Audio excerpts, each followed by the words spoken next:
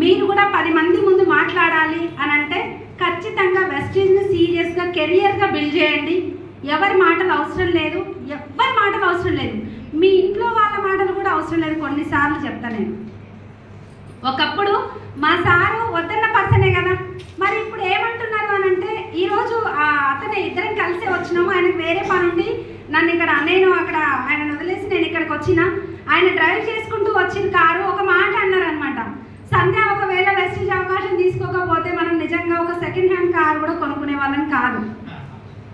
దానికంటే హ్యాపీ ఎట్లా ఉంటుందండి, ఇంకేమైనా ఉంటుందా?